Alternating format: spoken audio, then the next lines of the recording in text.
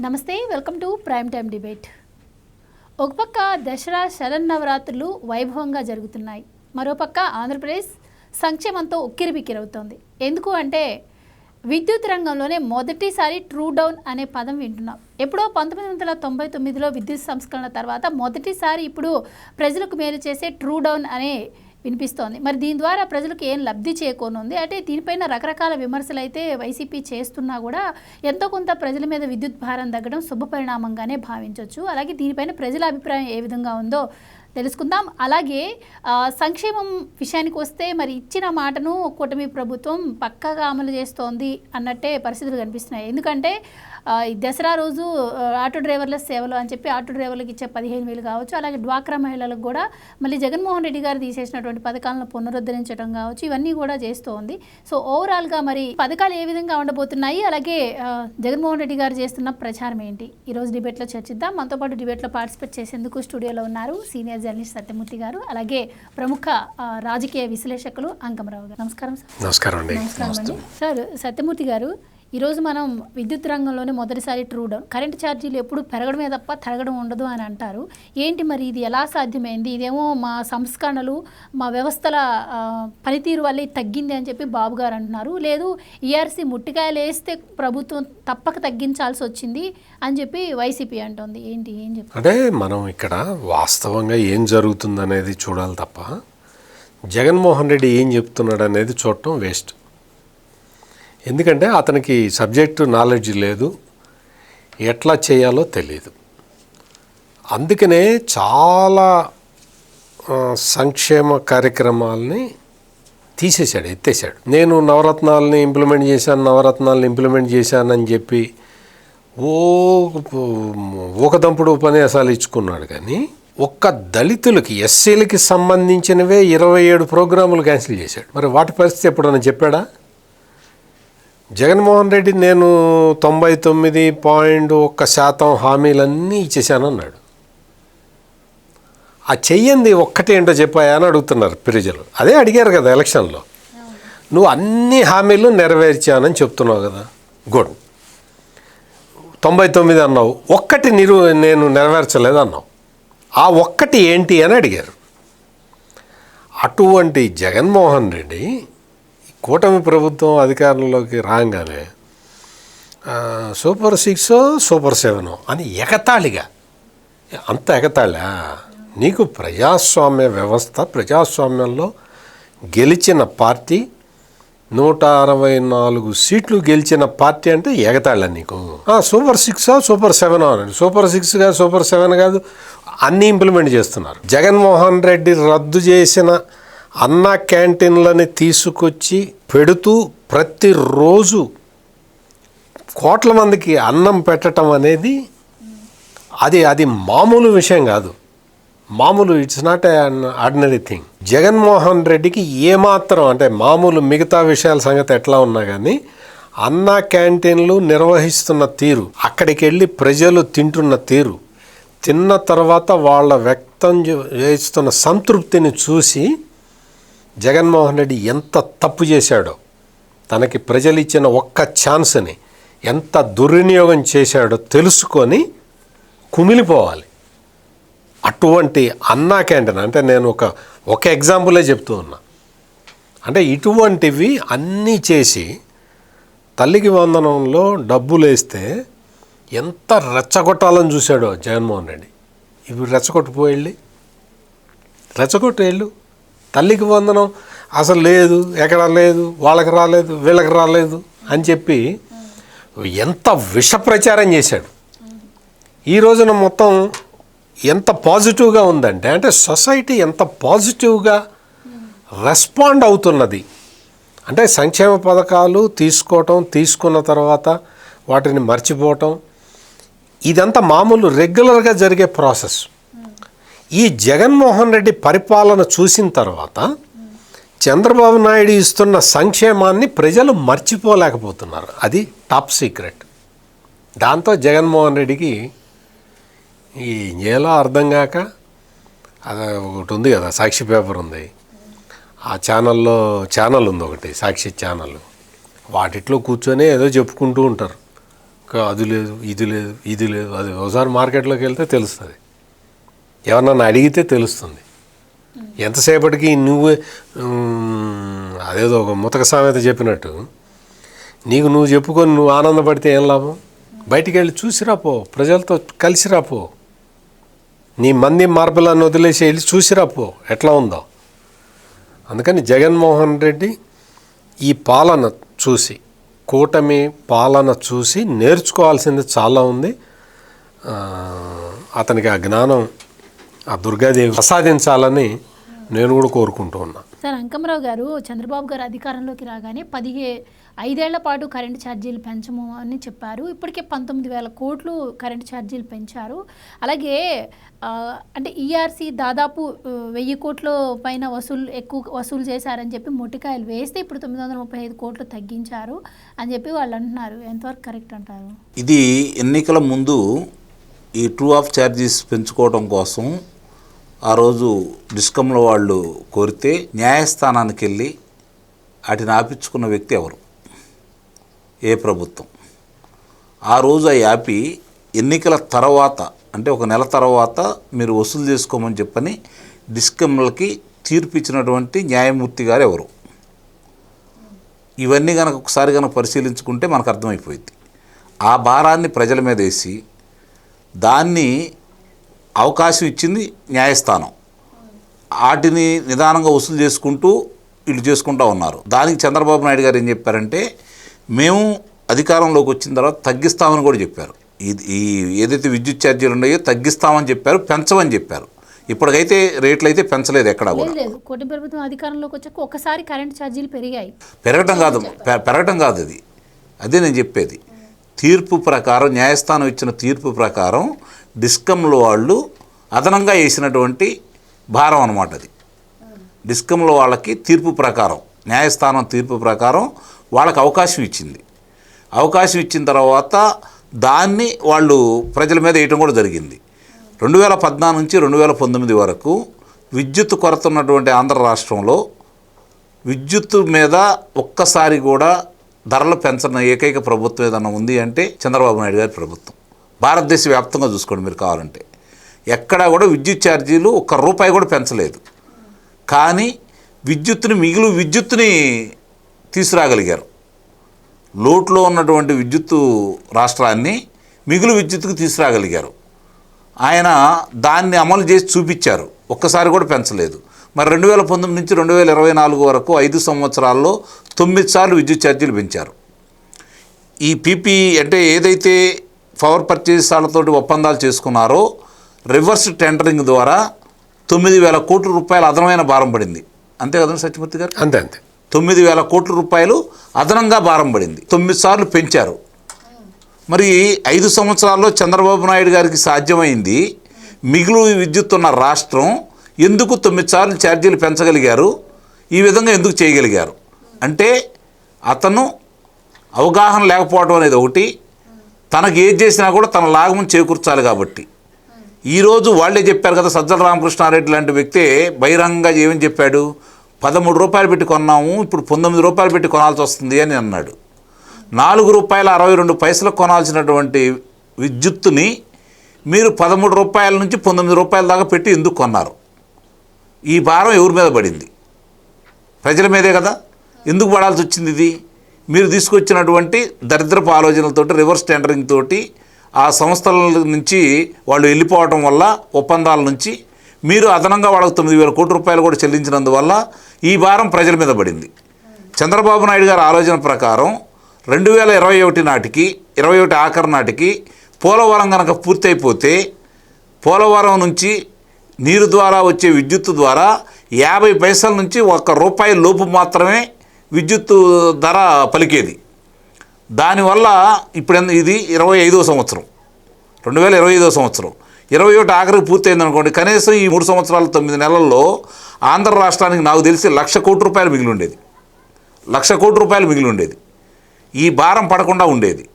ఇది ఇట్లాంటివన్నీ చేసి ఈ సంస్కరణల్లో తీసుకొచ్చినటువంటి చంద్రబాబు నాయుడు గారికి తలనొప్పి వచ్చే విధంగా ఈరోజు విద్యుత్తులో వాళ్ళు చేసినటువంటి కార్యక్రమాలన్నీ కళ్ళ ముందు కనపడతానే ఉన్నాయి. దాని గురించి మనం కొంచెం లోతుగా వెళ్ళామనుకోండి, ఒక్కొక్క అంశాలన్నీ ఇప్పుడు వెలుగు చూస్తూ ఉంటే విస్తుపోయే నిజాలన్నీ బయటకు వస్తూ ఉన్నాయి. దీనికి సంబంధించి వీళ్ళు ఈ విద్యుత్తుని ఇప్పుడు తక్కువ ధరలు కొనటమే కాకుండా ఈ తగ్గించే కార్యక్రమాల్లో ఇప్పుడు 13 పైసలు తగ్గించారు. త్వరలో ఇంకా తగ్గిస్తామన్నారు ఈరోజు విద్యుత్ శాఖ మంత్రి గారు. ఇంకా తగ్గబోతున్నాయి అని కూడా చెప్పారు. దానికి వాళ్ళు లేనిపోయిన రాజాంతం చేసి నువ్వు పెంచావు, వీళ్ళు తగ్గినాయి, అది జిఎస్టీ వల్ల వచ్చిందని చెప్పి వాళ్ళు చెప్పుకోవాలంటే చెప్పుకోవచ్చు. కానీ వీళ్ళు తీసుకొస్తున్న దాని ప్రకారం నవంబర్ నుంచి మొదలవుతుంది. ఇది నవంబర్ నుంచి ఛార్జీలు తగ్గడం కూడా మొదలవుతుంది. తర్వాత మీటర్ల ద్వారా వచ్చేదానికి అంటే మన ఇంటికి వచ్చేసి రీడింగ్ తీస్తారు చూడండి, దాని మీద కూడా అదనపు భారం పడింది ఆ రోజు. దానికి సంబంధించి ఇప్పుడు కేంద్ర ప్రభుత్వం కూడా చాలామందికి తెలియని విషయం, కేంద్ర విద్యుత్ రంగ సంస్థలు ఎవరైతే ప్రైవేట్ వాళ్ళు ఉన్నారో ప్రైవేట్ వాళ్ళకి ఇచ్చారు మూర్తి గారు, ఇవి వాళ్ళు రీడింగ్ తీసేదానికి వాళ్ళకి పెంచుకునే అవకాశం వాళ్ళు ఇచ్చారు, రాష్ట్ర ప్రభుత్వం ఇవ్వలేదు. ఈ భారం అంతా ప్రజల మీదే కదా పడుతుంది, ప్రజలే కదా కట్టాల్సింది, ప్రభుత్వం మీద కదా పడేది ఇవన్నీ కూడా. కాబట్టి ఇన్ని ఇబ్బందులు ఉన్నాయి దాంట్లో, వాటిని సవరించుకుంటూ ముందుకెళ్తా ఉన్నారు వీళ్ళు. రేపొద్దున ఇప్పుడు ఏదైతే సూర్య గారు ప్రధానమంత్రి గారు తీసుకొచ్చినటువంటి సూర్య గారి ద్వారా జనాలకి విద్యుత్తును వాళ్ళే తయారు చేసుకొని వాళ్ళ దగ్గర నుంచి కొనుక్కునే కార్యక్రమం అని చెప్పి చంద్రబాబు నాయుడు గారు ఏదైతే మార్చి లోపు కనుక తీసుకోలేకపోతే ఎనికిపోతుందన్న ఉద్దేశంతో ముందుగా ప్రయోగాత్మకంగా కుప్పంలో ప్రారంభించారు దాన్ని రేపొద్దున రాష్ట్ర వ్యాప్తంగా మీరు పెట్టుకోండి రా బాబు, ఎవరితో సంబంధం లేదు, మీరు అప్లికేషన్ పెట్టుకోండి, ఎస్టీలకి అయితే 100% రాయితీ, బీసీలకి ఇంత రాయితీ, ఓసీలకి ఇంత రాయితీ అని చెప్పని చాలా స్పష్టంగా వాళ్ళు చెప్పిన తర్వాత కూడా కిలోవాట్కి ఇంత, 2 కిలోవాట్కి ఇంత, 3 కిలోవాట్కి ఇంత అని చెప్పిన వాళ్ళు స్పష్టంగా చెప్పిన తర్వాత కూడా దాని మీద ఇంకా అవగాహన రాలేదు ప్రజలకు. నాకు తెలిసినంతవరకు అవగాహన కల్పించాల్సిన బాధ్యత స్థానిక నేతల మీదను శాసనసభ్యుల మీద ఉందని అయితే నేను భావిస్తున్నా. ఆ విధంగా కనుక ముందుకెళ్తే దీంట్లో అద్భుతమైన ప్రగతి సాధించవచ్చు నిస్సందేహంగా. దీన్ని ఆల్రెడీ చంద్రబాబు నాయుడు గారు అధ్యయనం చేసిన తర్వాతే ముందుకు తీసుకోమని చెప్పని ప్రజలందరూ కోరుతూ ఉన్నారు. ఇంకా వాళ్ళు దానికైతే ముందుకు వెళ్ళట్లేదు. ఈ సంక్షేమ పథకాల గురించి సత్యమూర్తి గారు చెప్పారు. తల్లికి వందనం, ఈరోజు తల్లికి వందనానికి సంబంధించి వాళ్ళకంటే 20 లక్షల మందికి అదనంగా ఇవ్వడం కూడా జరుగుతుంది గతంలో ఇచ్చిన దానికంటే. ఎందుకు ఇవ్వగలిగారు వీళ్ళు? ఇంట్లో ఎంతమంది పిల్లలు ఉంటే అంతమందికి ఇస్తూ ఉన్నారు. గతంలో వాళ్ళు ఆ మాట ఇచ్చారు, వాళ్ళు నిలుపుకోలేదు. ఈరోజు వీళ్ళు చేపడుతున్నారు. మీరు ఇంకోటి చూసుకుంటా ఉంటే ఆ రోజు మేము ఇచ్చామని చెప్పి గంతగా చెప్పుకుంటున్నారు కదా వాళ్ళు. 5,25,000 మంది పిల్లలు డ్రాప్ అవుట్ ఎందుకు జరిగినాయి సత్యమూర్తి గారు? మొత్తం 5 సంవత్సరాల్లో గ్రాడ్యువల్గా తగ్గుకుంటూ వాళ్ళు ఇచ్చిన దాంట్లో చూసుకుంటా ఉంటే పిల్లలకి వాళ్ళు ఎగ్గొట్టిన విధానం కూడా చూసుకుంటా ఉంటే ప్రతి సంవత్సరం తగ్గుకుంటా వచ్చింది. చివరి సంవత్సరం అయితే చాలా దారుణం, 1000 కోట్ల రూపాయలు మాత్రమే ఇవ్వడం కూడా జరిగింది. ఇవన్నీ కూడా జనానికి తెలియవనుకుంటారు వాళ్ళు. తెలియపరచాల్సిన బాధ్యత వీళ్ళ మీద ఉందని అయితే నేను భావిస్తున్నా. అంటే ఈ విధంగా ఇచ్చుకుంటూ వీళ్ళు ముందుకెళ్తూ ఉంటే, ఇంతమందికి పెంచుకుంటూ వెళ్తూ ఉంటే దానికి కూడా మళ్ళీ వాళ్ళకి లేదు వీళ్ళకి లేదు అని చెప్పానంటే దాంట్లో ఒక చిన్న విషయం ఏంటంటే 7 పైబడిన కనుక ఉండవాళ్ళని ఎవరినో వెరిఫికేషన్ చేయమన్నారు. రెండోది అనాథాశ్రమాలు ఉన్నాయి కదండి, అనాథాశ్రమాలకు సంబంధించి దానికి పిల్లలు ఎవరైతే చదువుకుంటున్నారో పూర్వపరాలు తెలుసుకోవడం కోసం దాని గురించి ఆలస్యమైంది. వాళ్ళకు కూడా తర్వాత 1వ తరగతిలో జాయిన్ అయ్యేవాళ్ళు, ఇంటర్మీడియట్లో జాయిన్ అయ్యే వాళ్ళకు కూడా అదనంగా కలిపారు. ఈరోజు 8,700 కోట్ల రూపాయల నుంచి ఇప్పుడు 10,000 కోట్ల రూపాయలు దానికి వెచ్చిస్తూ ఉన్నారు. ఇవన్నీ ముందుకు తీసుకెళ్తానే ఉన్నారు కదా వీళ్ళు. ఉచిత బస్సు ఈరోజు భారం ఎంత పడ్డా కూడా ఈ ప్రభుత్వమే భరాయిస్తుంది కదా స్త్రీశక్తికి సంబంధించి. అలాగే 2,000 రూపాయలు కేంద్రం ఇస్తే 5,000 రూపాయలు రాష్ట్ర ప్రభుత్వం ఇచ్చేసి 7,000 రూపాయలు ఈరోజు రైతులకు ఇస్తూ ఉంది కదా. దీనికంటే కూడా రైతులు వాళ్ళు చేసిన మోసం గురించి చెప్తాను నేను. రైతులకు భూసార పరీక్షలు ఎక్స్ట్రా నిర్వహించలేదు. అలాగే మెట్ట ప్రాంతాలకు కావచ్చు, రాయలసీమ ప్రాంతాల్లో కావచ్చు, మామూలుగా బిందు సేద్యానికి సంబంధించి ఎన్నో వేల కిలోమీటర్లకు సంబంధించినటువంటి పరికరాలని రాష్ట్ర ప్రభుత్వం రాయితీలతో ఇచ్చింది 2014 నుంచి 2019 వరకు. 1 కిలోమీటర్ రాయితీలకు సంబంధించిన పరికరాలు ఇవ్వలేదు అతను. అలాగే మద్దతు ధర సంబంధించింది కావచ్చు, నాణ్యమైన విత్తనాలు ఇచ్చే విషయంలో కావచ్చు, ఎక్కడా కూడా పారదర్శకం వాళ్ళు పాటించాల. అవన్నీ చేసుకుంటూ వస్తున్నారు. ఈరోజు యూరియా గురించి మాట్లాడుతున్నారు కదా వాళ్ళు.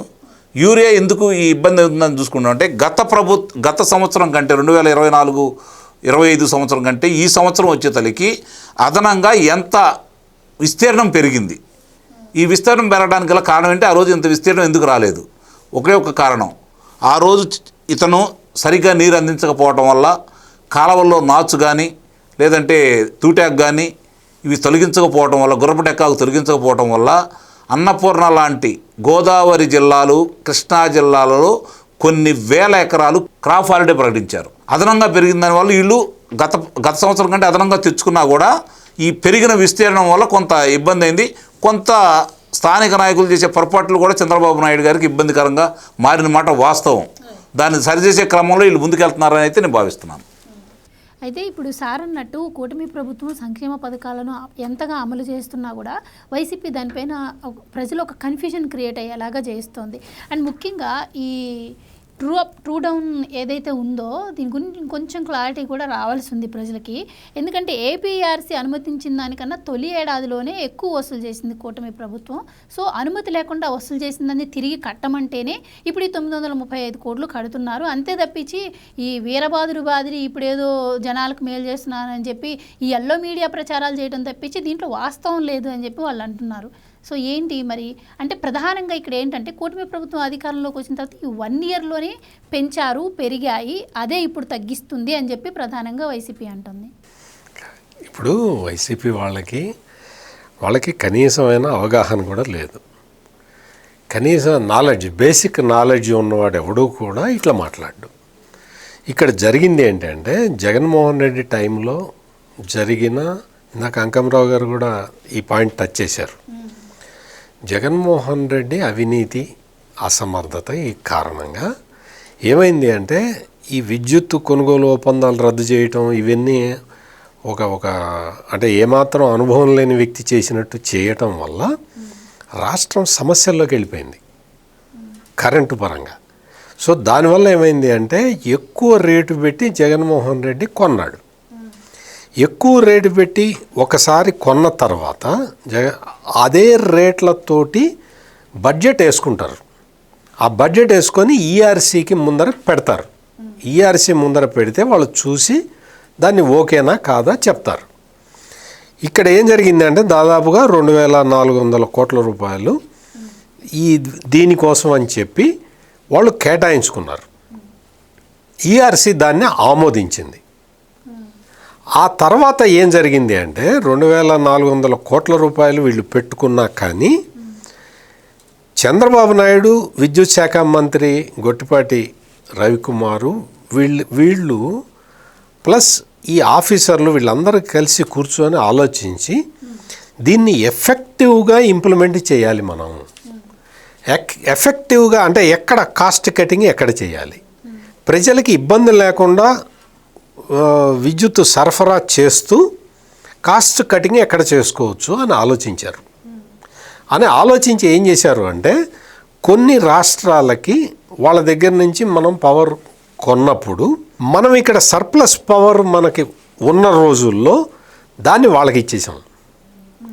దీన్ని పవర్ స్వాపింగ్ అంటారు. అంటే మనకు కావాల్సి వచ్చినప్పుడు మనం అడగటం, వాళ్ళకి కావాల్సి వచ్చినప్పుడు వాళ్ళకి మనం ఇవ్వటం. ధరలతో సంబంధం లేకుండా దీన్ని పవర్ స్వాపింగ్ అంటారు. ఈ పవర్ స్వాపింగ్ చెయ్యటం అనేది ఈ మోడర్న్ టెక్నాలజీలో ఒక పెద్ద వ్యవస్థ. అది చెయ్యాలి అంటే నీకు బుర్రలో గుజ్జు ఉండాలి, తెలివితేటలు ఉండాలి, నీకు చేసే చాకచక్యం ఉండాలి, నువ్వు విద్యుత్ ప్రొడ్యూస్ చేయాలి, ఎక్కువ విద్యుత్ ప్రొడ్యూస్ చేయాలి, దాన్ని పక్క రాష్ట్రాలకి ఎలక్ట్రిసిటీ స్వాపింగ్ చేసుకోవాలి. ఇటువంటి కార్యక్రమాలు చేయటం వల్ల మొత్తం అంటే ఈఆర్సీకి ఇచ్చిన లెక్కల్లో దాదాపు 900 కోట్ల రూపాయలు మిగిలింది. అది ఎఫిషియన్సీ తోటి పవర్ సెక్టార్ని మేనేజ్ చేయటం వల్ల వచ్చిన ఫలితం. సో ఈఆర్సీ అనుమతించిన దానికంటే ఎక్కువ రేటు కొన్నది అన్న దానిలో వాస్తవం లేదంటారు. అస్సలు ఇప్పుడు ఈఆర్సీ ఏంటంటే వీళ్ళు ఏవి ట్రాన్స్కోలు, ఈ డిస్కమ్లు ఏది ఇస్తే అది చూసి జస్టిఫైబుల్లా కాదా, న్యాయబద్ధంగా ఉన్నాయా లేవా చూస్తారు. దాని మీద ఏమన్నా అబ్జెక్షన్స్ ఉంటే అడుగుతారు. ఆ అబ్జెక్షన్స్ ప్రజలు వెళ్ళి చెప్పాలి ఈఆర్సీ ముందర. చెప్పిన తర్వాత దాన్ని పరిగణలోకి తీసుకోవాలా వద్దా నిర్ణయం తీసుకొని ఒక నిర్ణయాన్ని చెప్తాయి. అట్లా చెప్పిన తర్వాత కూడా మామూలుగా ఈ జగన్మోహన్ రెడ్డి లాంటి వాడైతే ఎక్కువ ఖర్చు చూపించేసి అందులో మతలబు చేస్తాడు. కానీ చంద్రబాబు నాయుడు ప్రభుత్వం ఏం చేసింది అంటే ఈఆర్సీకి ఇచ్చిన ఆ లెక్క ప్రకారం ఆ లెక్కలో కూడా తగ్గించాడు, పొదుపు చేశాడు, బాగా తగ్గించేశాడు. కరెంట్ ఇబ్బందులు ఏం లేవు కదా రాష్ట్రంలో, ఎక్కడ పవర్ కట్స్ ఏం లేవు కదా, మరి డబ్బులు ఎట్ట మిగిలినాయి? అదే ఖచ్చితంగా కరెక్ట్గా మేనేజ్మెంట్ చేస్తే ఈ రిజల్ట్స్ వస్తాయి. నువ్వు దుబారా చేసే జగన్మోహన్ రెడ్డి లాంటి వాడు ఉంటే 19 రూపాయలకు నువ్వు కొనుక్కోవాల్సి వస్తుంది. అది ఇక్కడ జరుగుతున్నది. అందుకని ఈఆర్సీకి ఇచ్చిన లెక్కలు ఇచ్చి ఈఆర్సీకి చూపించి ఈఆర్సీ అనుమతించిన దాంట్లో కూడా ఆదా చేయటం అనేది ప్రస్తుతం కూటమి ప్రభుత్వం సాధించిన ఘన విజయం. అది మామూలు పరిస్థితుల్లో సాధ్యం కాదు. ఇట్లా ఈఆర్సీకి ఇచ్చిన లెక్కల్లో కన్నా కూడా తక్కువ ఖర్చు పెట్టిన రాష్ట్రం ఒకటి గుజరాత్ ఉన్నది. కానీ గుజరాత్ వాళ్ళు దీన్ని వేరే వాటికి వాడుతున్నారు తప్ప కన్జ్యూమర్కి డైరెక్ట్గా ఇవ్వలేదు. మొట్టమొదటిసారి దేశంలో ఈ మిగిలిన డబ్బుల్ని పవర్ కొనుగోలుకు సంబంధించి ఇతర ఖర్చులకి సంబంధించి మిగిలిన డబ్బుల్ని కన్జ్యూమర్కి ట్రాన్స్ఫర్ చేస్తున్న ఏకైక మొట్టమొదటి రాష్ట్రం ఆంధ్రప్రదేశ్. ఇది మీకు అర్థమైంది కదా, ఇంకా జగన్మోహన్ రెడ్డికి అర్థం కాల. అయితే ఈసారి ఇంకోటి, ఈ ట్రూ డౌన్ గురించి ప్రజల్లో కూడా కొంచెం ఆనందం వ్యక్తం అవుతోంది. దీనికి తోడు మరి దసరా రాబోతుంది. స్త్రీశక్తి పథకం పెడితే ఆటో డ్రైవర్లు నష్టపోయారు అని పక్క రాష్ట్రాల్లో కూడా చూసి అన్ని రాష్ట్రాల్లో అబ్జర్వ్ చేసిన తర్వాతే ఇంప్లిమెంట్ చేశారు. కాబట్టి ఆటో డ్రైవర్ల కోసం ఆటో డ్రైవర్ల సేవలోనే ఒక పథకాన్ని తీసుకొస్తున్నారు. సో 15,000 ఇస్తారంటున్నారు. ఏంటి, ఎలా ఉండబోతుంది ఆ పథకం?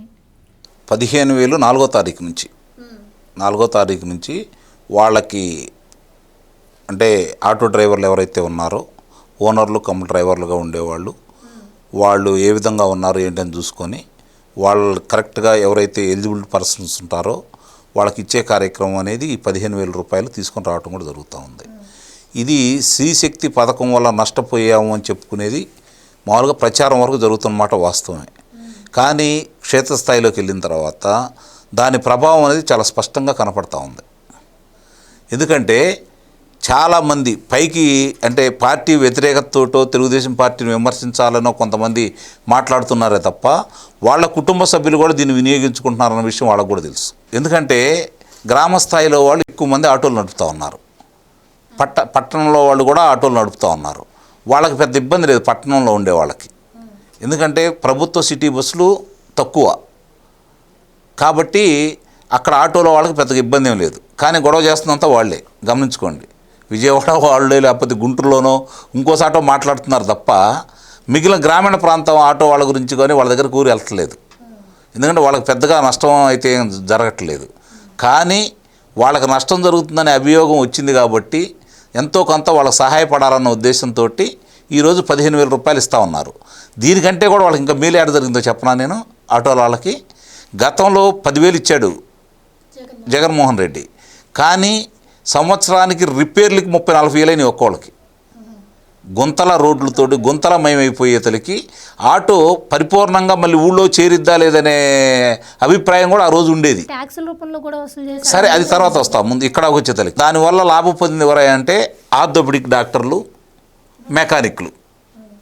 వాళ్ళకి కావాల్సినంత పుష్కలంగా వచ్చినాయి. ఎందుకంటే ఈయన పుణ్యం అని చెప్పని రోడ్డులు లేనందువల్ల ఎంతోమంది ఇబ్బంది పడ్డారు. దానివల్ల ఇంకోటి, సరిగ్గా రహదారులు లేనందువల్ల వాహనాలు ఉండడం మాకు తెలుసు కాబట్టి ఎట్టి పరిస్థితుల్లో కూడా మైలేజీ ఇచ్చే దాంట్లో గోతులు ఉన్న చాట వాళ్ళకి 20 కిలోమీటర్లు వస్తే రహదారులు ఈరోజు బాగా ఉన్నందువల్ల 30 కిలోమీటర్లు వస్తుంది. దీనివల్ల వాళ్ళకి ఎంత ఆదాయం వస్తుంది?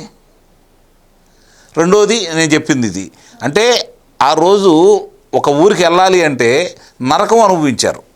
చాలామంది ఊరు ప్రయాణానికి కూడా వెళ్ళటం మానేశారు ఇంతకుముందు. మరి అదే చూడండి, కూటమి గవర్నమెంట్ రాంగంలోనే సంక్రాంతికి ఎంతమంది వెళ్ళారో దీనికి ప్రత్యక్ష నిదర్శనం. ఇప్పుడు ఎట్లా వెళ్తున్నారో దానికి ప్రత్యక్ష నిదర్శనం. కారణం ఏంటంటే ఈరోజు ప్రశాంతంగా మన వాహనం వేసుకొని మన ఊళ్ళోకి వెళ్ళవచ్చు అనే అభిప్రాయం ఈరోజు వచ్చేసింది. అంటే ఇవన్నీ కూడా కళ్ళ ముందు కనపడుతున్నటువంటి వాస్తవాలు. దాన్ని మరుగున పెట్టే విధంగా కొంతమంది మాట్లాడుతూ ఉంటారు, ఏం జరిగినా మాట్లాడుతూనే ఉంటారు. ఇప్పుడు 5 సంవత్సరాల ఆంధ్ర రాష్ట్రం ఎలా ఉంది అన్నా కూడా 39% మంది ఓట్లు వేశారు కదా. అందుట్లో వాళ్ళ పిల్లలు లేరా? అందుట్లో వాళ్ళ పొలాలు లేవా? అందుట్లో వాళ్ళు ఇల్లు లేరా? అందుట్లో మందు తాగిన వాళ్ళు లేరా? వాళ్ళ సతీమణులు లేరా, మరి చచ్చిపోయిన ఉద్యోగస్తులు వాళ్ళ- లేరా? చచ్చిపోయిన వాళ్ళ కుటుంబాలు లేవా? చచ్చిపోయిన వాళ్ళు 30,000 మంది వాళ్ళ లెక్కల ప్రకారం చూసుకుంటే, మనకు తెలిసిన లెక్కల ప్రకారం 70,000 మంది దాకా ఉన్నారు. కొన్ని లక్షల మంది ఈరోజు వైద్య సాయం కోసం అల్లులు ఆడుతూ ఉన్నారు. మరి వీళ్ళందరూ కూడా ఉన్నారు కదా. అంటే ఒక రకమైనటువంటి ఆలోచనతో ఉండేవాళ్ళు జనాలు ఉంటారు. అది ఏందంటే తెలుగుదేశం పార్టీకి యాంటీ. మంచి చేశారా చెడు చేశారా అని నాకైతే వాళ్ళకి సంబంధం లేదు. నిజంగా తెలుగుదేశం పార్టీ దళితులకు చేసినంత మేలు ఇంకెవరికి చేయలే. ఇందాక సత్యమూర్తి గారు చెప్పారు, 27 పథకాలే కాకుండా బెస్ట్ అవైలబుల్ స్కూల్స్లో చదివించే కార్యక్రమం చేపట్టింది తెలుగుదేశం ప్రభుత్వం. బెస్ట్ అవైలబుల్ స్కూల్ అంటే నారాయణ, చైతన్య అలాంటి చోట చదివించే కార్యక్రమం, ఆ డబ్బులన్నీ కూడా తెలుగుదేశం ప్రభుత్వమే ఆ రోజు బరాయించింది. విదేశీ విద్యా కానుకని ఎత్తేసాడా? చివరి సంవత్సరం గొడవ అంటే ఎలక్షన్ రాబోతున్నాయి కాబట్టి మళ్ళీ మభ్యపెట్టడానికి తన పేరు పెట్టుకున్నాడు, జగనన్న విదేశీ కానుక. అంతకుముందు చంద్రబాబు నాయుడు గారు ఏం పెట్టారు, అంబేద్కర్ గారిని మహానేత పేరు పెట్టుకున్నాడు. కాబట్టి ఇక్కడ వ్యత్యాసం కూడా ప్రజలు గమనించలేదు అనుకుంటే పొరపాటు. ప్రజలు గమనించారు కాబట్టే అతనికి ఏం చేయాలో చేసుకుంటూ వెళ్ళిపోయారు. ఇప్పుడైనా సరే ఫస్ట్ టైం, నాకు తెలిసినంత వరకు ఫస్ట్ టైం ఈరోజు ప్రజలకి అర్థమైందని అయితే నేను భావిస్తున్నా. ఇంతకుముందంత విధంగా లేరు, ఎందుకంటే సమాచారం వాళ్ళకు కూడా తెలుస్తూనే ఉంది. కానీ ఏదో సంక్షేమం పథకాలు మీరేదో కొత్తగా ప్రవేశపెడుతున్నట్టు చెప్తున్నారు, మేము అమలు చేసిన వాటిని మీరు కంటిన్యూ చేస్తూ ఉన్నారు. అరే నాయనా, వాళ్ళకి తెలియంది అస్సలు అట్లా కాదు. సంక్షేమ పథకాలు ప్రారంభించిందే అన్న నందమూరి తారక రామారావు గారు. ఈ జగన్మోహన్ రెడ్డి పుట్టక ముందునే సంక్షేమ పథకాలు మొదలుపెట్టినాయి. జగన్మోహన్ రెడ్డి గారు ఆటో డ్రైవర్లకు 10,000 ఇచ్చారని, అన్నదాత సుఖీభవ అంతే, రైతు బంధుకి మరి ఈ పిల్లలకి ఇచ్చే తల్లికి వందనం, అమ్మఒడి కంటిన్యూ. స్కూల్లో చదువుకునే పిల్లలకి ఆడపిల్లలకి సైకిళ్ళు, బట్టలు, పుస్తకాలు, షూసు, సాక్సు ఇచ్చింది తెలుగుదేశం ప్రభుత్వం. మొట్టమొదటి 2001లోనే ఎస్టీలకి ఎస్సీలకి ఫీజు రీయింబర్స్మెంట్ తీసుకొచ్చిందే చంద్రబాబు నాయుడు గారు. వాళ్ళు ప్రచారం చేసుకోలేదు, వీళ్ళు ప్రచారం చేసుకుంటూ ఈ విధంగా మాట్లాడుకుంటూ ఉన్నారు. ఈరోజు దాని గురించి విమర్శిస్తూ ఉన్నారు. ఈ పేటెంట్ హక్కులు ఏదైనా ఉన్నాయంటే సంక్షేమానికి తెలుగుదేశం పార్టీకి మాత్రమే ఉన్నాయి, ఇంకెవరికి లేవు ఈ రాష్ట్రంలో. తర్వాత వీళ్ళు ఏదో చేసుకుంటూ వచ్చారు. మీరు చెప్తున్నట్టు వాళ్ళు చేసినవన్నీ కూడా పాత పథకాలకి పేర్లు మార్చి చేశారే తప్ప. రాజశేఖర రెడ్డి గారి హయాంలో ఎటువంటి సంక్షేమ పథకాలకు శ్రీకారం చుట్టలేదంటారు ఆయన. ఇందాక నేను చెప్తున్నా, ఇవన్నీ ఆయన కొనసాగిస్తున్నట్టు చెప్పుకున్నాడు. రూపాయలకు ఎదజం ఇచ్చాడు, 99 పైసలు కొడుకు దోసిపెట్టాడు. ఈరోజు రాష్ట్రం, ఉభయ ఆంధ్ర రాష్ట్రాలు సంకనాగిపోయినాయి అంటే రాజశేఖర రెడ్డి పుణ్యమే. నిస్సందేహంగా రాజశేఖర రెడ్డి పుణ్యమే. కొన్ని లక్షల ఎకరాల భూమిని వాళ్ళకి దోచిపెట్టి వాళ్ళ ద్వారా మళ్ళీ తిరిగి డబ్బుల రూపేణా ఎరిక్కి తీసుకొని వాళ్ళ కొడుకు సంస్థల్లో పెట్టుబడి పెట్టించారు. ఇప్పుడు సాక్షి కావచ్చు, లేకపోతే భారతీయ సిమెంట్ కావచ్చు, వీటికి సంబంధించిన దాంట్లో జగపతి పబ్లికేషన్ కదా వాళ్ళది, దానికి సంబంధించిన దానికి కావచ్చు, వాళ్ళు ఏమి ముద్రపెట్టి ఏమి లాభాలు చూపించారని చెప్పని 10 రూపాయలు ఉన్న ముఖ విలువ ఉన్నటువంటి ఒక షేర్ని 3,000 రూపాయలు పెట్టుకుంటారు, 300 రూపాయలు పెట్టుకుంటారు. ఏదైనా ఒక సంస్థకి పేరు ఎప్పుడు వస్తుంది? వాళ్ళ ఉత్పత్తులు ప్రజల్లోకి వెళ్ళిపోయి అవి ప్రజలు ఆకర్షితులై అవి కొంటా ఉంటే లాభాలు వస్తే ముదుపరులు దాన్ని చూసి ఆ షేర్లు కొనడానికి ముందుకు వస్తారు, పెట్టుబడిదారులు ముందుకొచ్చి పెడతారు. ఏమున్నాయని చెప్పిన ఆయన కొన్నారు. ఎన్ని డొల్ల కంపెనీలు బయటకు వచ్చినాయి. ఈరోజు నిజంగానే ఈ ప్రభుత్వం కూడా కొనసాగించే విషయం ఒకసారి ఆలోచించుకోవాలి.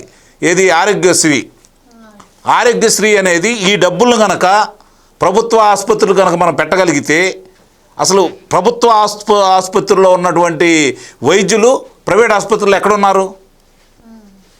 మరి ప్రభుత్వ ఆసుపత్రులు ఎందుకు ఈ విధంగా ఇట్లా ఉన్నాయి, ప్రైవేట్ ఆసుపత్రులు మాత్రమే ఎందుకు ఆ విధంగా వీళ్ళు ఇచ్చుకుంటూ వెళ్తున్నారు? దీన్ని నిస్సందేహంగా ఈ ప్రభుత్వం అయినా సరే ఆలోచించాలి. పేదలకు నిజంగా సేవ చేయాలనుకుంటే వాళ్ళకి ఆపేసి మొత్తం ఆ పరికరాలు కొని ప్రభుత్వ ఆసుపత్రుల్లో పెడితే ప్రజలకు నిజంగా మేలు జరిగిద్ది. దీని మీద నాకు ప్రత్యక్షంగా తెలుసు. నాకు తెలిసిన 3 ఆపరేషన్ కూడా చేయకుండా ఆపరేషన్ చేసామని డబ్బులు తీసుకున్నారండి. ఇలాంటి ఎంతమంది ఉన్నారో వాళ్ళు ప్రచారం చేసుకునే దానికి ఇంకేముంది, కార్పొరేట్ హాస్పిటల్లో వెళ్ళి మాకు వైద్యం చేస్తున్నారు ఫ్రీగా అని చెప్పంగానే వీళ్ళందరూ ఆకర్షితులు అయ్యారు కదా. అంత ఆకర్షితులైనా కూడా ప్రజలు తెలియరాలేం కాదు. మరి అన్ని స్థానాలు వచ్చినటువంటి కాంగ్రెస్ పార్టీకి 2009లో ఇదే రాజశేఖర రెడ్డి హయాంలో 153 స్థానాలకు ఎందుకు పరిమితం అయ్యారు? 42 స్థానాలు ఉన్నటువంటి తెలుగుదేశం పార్టీకి 80 స్థానాలు ఎలా వచ్చినాయండి? ప్రజలు అర్థం చేసుకోలేక కాదు, కాకపోతే చనిపోయి దేవుడయ్యాడు. వీళ్ళు చెప్పుకుంటున్నారు, అతను కీర్తిస్తున్నారు, అతని గురించి తెగ పొగుడుతున్నారు, జరిగిన వాస్తవాలు ప్రజలు మరుగున పెడుతున్నారు. ఎంతమందిని ఎంత ఇబ్బందులు పెట్టాడో, ఎంతమంది ఐఏఎస్ అధికారులు ఈరోజు కారాగారం శిక్ష అనుభవించారో, ఎంతమంది ఏపీపీఎస్సీకి సంబంధించి తప్పుడు ధృవీకరణ పత్రాలతోటో లేకపోతే ఉన్నా కూడా వాళ్ళని సరి చేసుకొని అధికారులు పెట్టుకొని ఈరోజు ఆ అధికారులు జగన్మోహన్ రెడ్డికి ఎలా సహకరిస్తున్నారో కళ్ళ ముందు కనపడతానే ఉన్నాయి. కాబట్టి అతను చేసిన ఏదో గొప్పగా చెప్పుకుంటున్నారు. నిజంగానే ఈరోజు మాట్లాడాల్సిన అసలు జగన్మోహన్ రెడ్డి గురించి కాదు, వీళ్ళు జగన్మోహన్ రెడ్డి గురించి అసలు మాట్లాడాల్సిన అవసరమే లేదు. రాజశేఖర్ రెడ్డి ఆ రోజు చేసినవన్నీ ఈరోజు బయట తీయాల్సిన అవసరం అయితే ఈ కూటమి ప్రభుత్వానికి ఉందని చెప్పి అయితే నేను భావిస్తున్నాను. సరే, సంక్షేమ పథకాల విషయానికి వస్తే టీడీపీ ఎప్పుడూ కూడా మహిళలకు ప్రథమ ప్రాధాన్యత ఇస్తూనే వస్తుంది. లైక్ మనం చూసినట్టయితే దీపం పథకం కావచ్చు, డ్వాక్రా మహిళలకు పాల వడ్డీకే రుణాలు కావచ్చు, ఇలా చాలానే. ఇప్పుడు కొత్తగా మళ్ళీ అదే డ్వాక్రా మహిళల కోసం 2 పథకాలను తీసుకొచ్చింది, ఎన్టీఆర్ విద్యా పథకం, కళ్యాణ లక్ష్మి. సో ఏంటి దీనివల్ల మరి 4% వడ్డీతోనే రుణాలు ఇస్తారు అంటున్నారు, ఎలా ఉండబోతుంది అంటారు? అంటే ఇది డ్వాక్రా సంఘాలు ఇవన్నీ కూడా సెల్ఫ్ హెల్ప్ గ్రూప్స్ ఇవన్నీ కూడా చంద్రబాబు నాయుడు తీసుకొచ్చిన ఇర్రివర్సబుల్ స్కీమ్స్. అంటే చంద్రబాబు నాయుడు తీసుకొచ్చి ఇంప్లిమెంట్ చేశాడు, సమాజంలో అవి బలంగా నాటుకుపోయినాయి. అవి ఈ రాజశేఖర్ రెడ్డి లేకపోతే ఆయన కొడుకు జగన్మోహన్ రెడ్డి లాంటి వాళ్ళు కూడా వాటిని తీసేయలేకపోయారు. వాటిని ఇర్రివర్సబుల్ స్కీమ్స్ అంటారు. అటువంటివి చంద్రబాబు నాయుడు చాలా చేశాడు. ఇక్కడ డ్వాక్రా మహిళలు ఆయన టార్గెట్ ఏంటి అంటే, ఇప్పుడు ఈ రోజున డ్వాక్రా ఉత్పత్తులు అంటే డ్వాక్రా మహిళలు చేసే ఉత్పత్తులు మొత్తం ప్రపంచవ్యాప్తంగా వెళ్తూ ఉన్నాయి. వాటిని ఇప్పుడు గ్లోబల్ విలేజ్గా మారిపోయింది కాబట్టి ఇంకా దీన్ని ఎక్కువ చేసుకోవాలి అనేది చంద్రబాబు నాయుడు ఉద్దేశం. మీకు ఇంకొక ఆశ్చర్యకరమైన విషయం ఏంటంటే, మన భారతదేశంలో చాలామంది పారిశ్రామికవేత్తలకి వాళ్ళకి బ్యాంకులు లోన్లు ఇస్తూ ఉంటారు, చాలామంది ఎగ్గొడుతూ ఉంటారు, వాటిని రైట్ ఆఫ్ చేసుకుంటూ ఉంటారు. మొన్న సుబ్బరామిరెడ్డికి సంబంధించిన గాయత్రి కన్స్ట్రక్షన్ మొత్తం ఐపీ పెడితే 7,000 కోట్లు కొట్టేశారు. ఆ తిక్వరపు సుబ్బరామిరెడ్డికి సంబంధించింది. కానీ డ్వాక్రా మహిళలు వాళ్ళు లోన్లు తీసుకొని వాళ్ళ రీపేమెంట్ రేట్ ఎంత ఉందో తెలుసా? 99.98%. అంటే వాళ్ళు ఎంత రుణం తీసుకుంటే అంత మళ్ళీ తిరిగి బ్యాంకులకు కడుతున్నారు. నీకు ఈ సుబ్బరామిరెడ్డి లాంటి వాళ్ళు ఈ దేశానికి కావాలా? ఈ రుణం తీసుకొని అనా పైసలతో సహా బ్యాంకుకి కడుతున్న డ్వాక్రా మహిళలు కావాలా? మీరు చెప్పండి. ఆబ్వియస్లీ డ్వాక్రా మహిళలే సార్. డ్వాక్రా మహిళలు మొత్తం వాళ్ళకి ఇస్తున్న క్రెడిట్ ఫెసిలిటీని ఎంత చక్కగా వాడుకొని జీవితంలో అభివృద్ధి చెందుతూ సొసైటీని వాళ్ళ భుజస్కంధాల మీద వేసుకొని సొసైటీని ముందరికి తీసుకెళ్తున్న వాళ్ళు ఈ డ్వాక్రా మహిళలు. ఈ రోజున డ్వాక్రా మహిళల క్రెడిట్ హిస్టరీ చూసి ప్రపంచం ఆశ్చర్యపోతున్నది. డెట్ రికవరీ ఇంత యాక్యురసీ తోటి ఎట్లా చేస్తున్నారు వీళ్ళు అని ఇంటర్నేషనల్ సంస్థలు వచ్చి పరిశోధనలు చేస్తున్నాయి. ఫర్ యువర్ ఇన్ఫర్మేషన్, అంత ఘనత సాధించిన డ్వాక్రా మహిళలకి క్రెడిట్ ఫెసిలిటీ పెంచటమే కాదు, మొత్తం లోన్లు రద్దు చేయటం కాదు, అసలు వాళ్ళకి ఆ డ్వాక్రా సంఘాలకే మొత్తం స్థానిక సంస్థలు ఉన్నాయి కదా, స్థానిక సంస్థల్లో మొత్తం పరిపాలన మొత్తం వాళ్ళకి ఇచ్చినా తప్పు లేదు. చంద్రబాబు నాయుడు ఇచ్చాడు, గతంలో ఇచ్చాడు. వాటికి ఇసుక కాంట్రాక్టు మీరు కదా పక్క జరగండి మా ఆడపిల్లలు చేస్తారని చెప్పి డ్వాక్రా మహిళలకి ఇచ్చాడు ఇసుక ర్యాంపుల్ని. దాన్ని వచ్చి మళ్ళీ చెడగొట్టాడు కదా ఈ జగన్మోహన్ రెడ్డి. మొత్తం ఒక ప్రైవేట్ కంపెనీ పెట్టి అమ్ముకున్నాడు కదా. అంటే చంద్రబాబు నాయుడు చేసే పనులన్నీ చేస్తూ ఉంటే ఆ రోజున రాజశేఖర రెడ్డి ధ్వంసం చేశాడు, ఆ తర్వాత జగన్మోహన్ రెడ్డి ధ్వంసం చేశాడు. ఇట్లా ధ్వంసం చేసినా కానీ చంద్రబాబు నాయుడు సిస్టమేటిక్గా చేసుకుంటూనే పోతున్నాడు. దట్ ఈస్ ది ఈ డ్వాక్రా సంఘాలకి గవర్నమెంట్ ఎంత చేసినా తక్కువే. వాళ్ళకి చేయటం కూడా అర్హత ఉన్నది. వాళ్ళకి చేయటం ద్వారా సమాజం వృద్ధి చెందుతుంది.